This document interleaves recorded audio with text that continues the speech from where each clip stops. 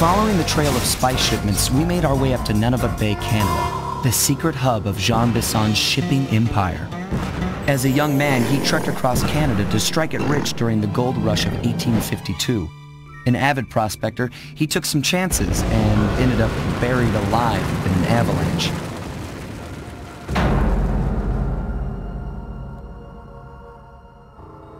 Miraculously, the quick freeze kept him alive, and 120 years later, thanks to global warming, he thawed out. A product of his time, he dreams of taming the wild north, damming every river and chopping down all the trees, with progress delivered at the sharp end of an axe. Shipping spice for the Claw Gang proved a lucrative way to bankroll his one-man war against nature. And yet, I have to feel a little sorry for him. He's just a normal guy from the 1850s. Back in his day, he'd be a hero, but today, he's a villain. Either way, that man's got more than his fair share of the clockwork parts. What a low-tech guy like Jean Bisson is doing with robot parts is a mystery. I almost don't want to know. But as always, it's only a matter of time before I find out.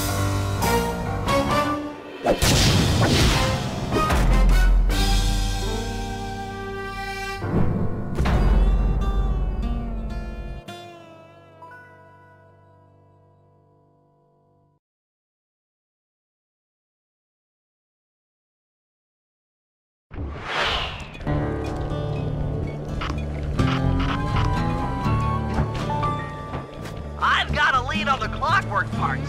Head through town and out into the wilderness.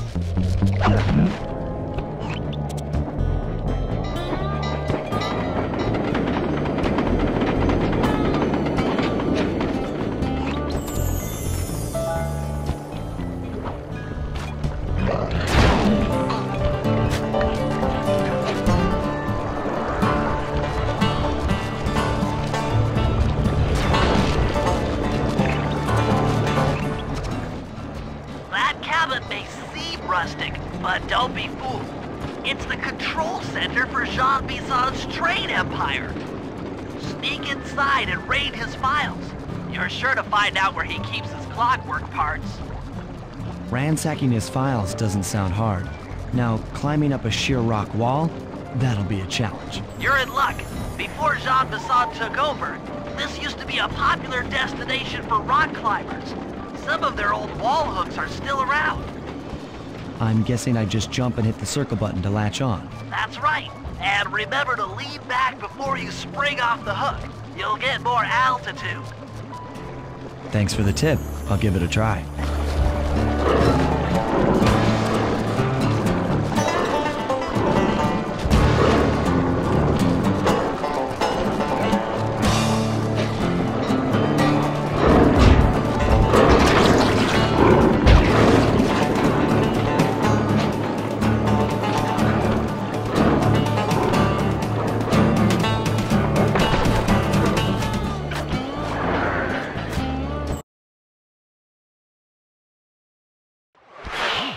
Jackpot, Sly! That's Jean Bisson!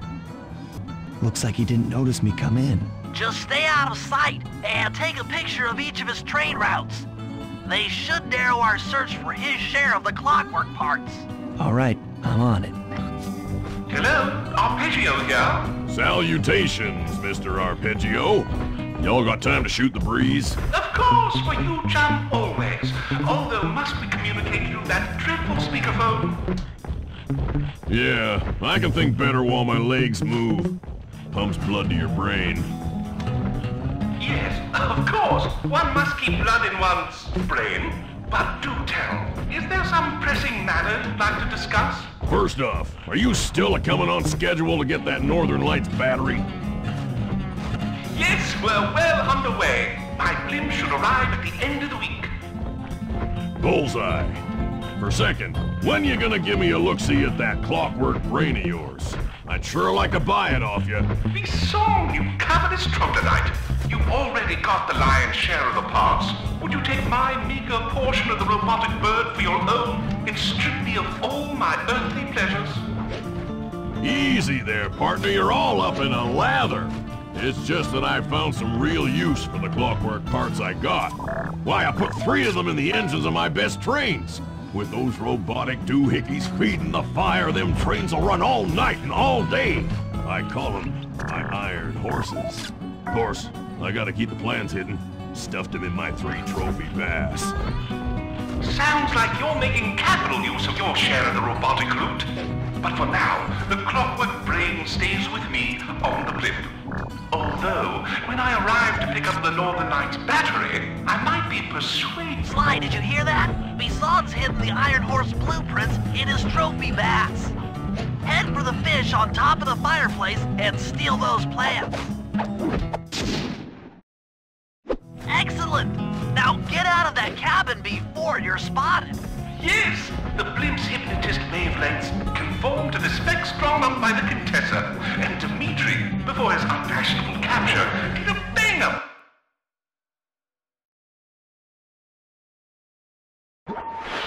After analyzing Bison's decorating techniques, I think we'll find the other trophy bass above the mantle in the 2 remaining cabins.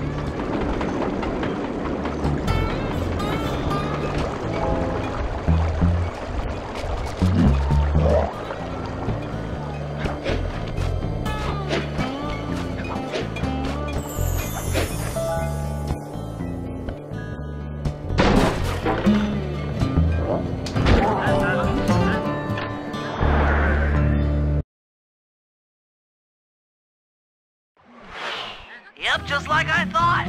Get to the fish above the mantle and steal those blueprints.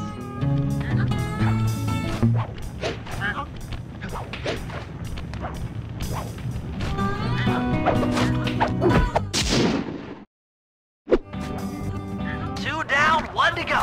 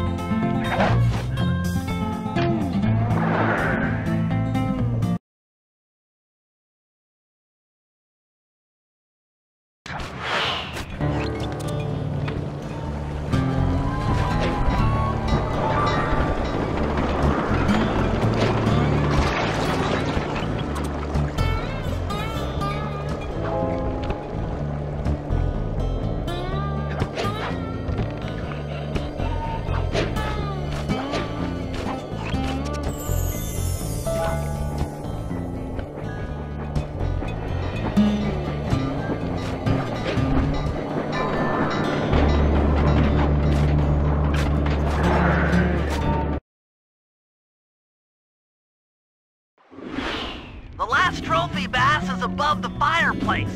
Be careful.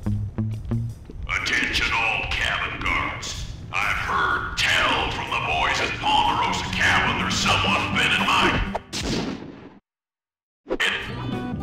Exceptional work, Sly. That's the last of the blueprints.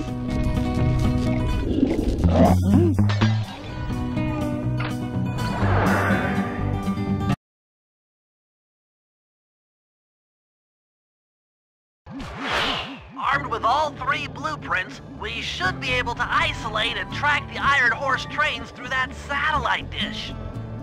Top of the mountain, huh? Shouldn't take long.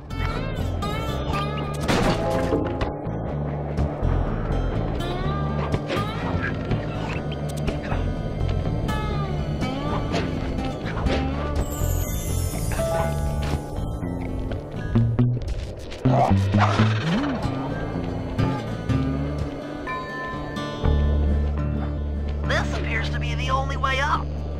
Keep an eye out for those rock climber wall hooks. They might be useful.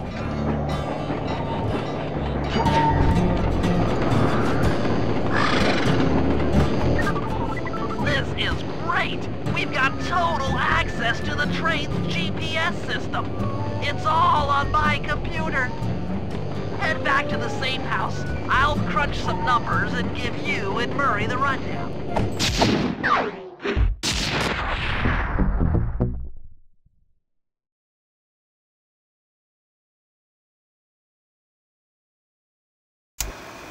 Thanks to Sly's efforts, we now know the location of all 3 of the local clockwork parts. 2 lugs and a stomach. Jean Bisson has grafted each piece to the engine in one of his Iron Horse trains. This improvement allows the trains to run all night and all day. We won't have the luxury of sneaking in while they're stopped. While they're in motion, the only way aboard is through a hatch on the caboose roof, which unfortunately has been locked down. These need to go. First, collect the spice gas from the balloons above town, and then land on the back of the caboose to blow off the locks. Once the way is cleared, I'll suit up and jump into Iron Horse number 1 while it passes near town.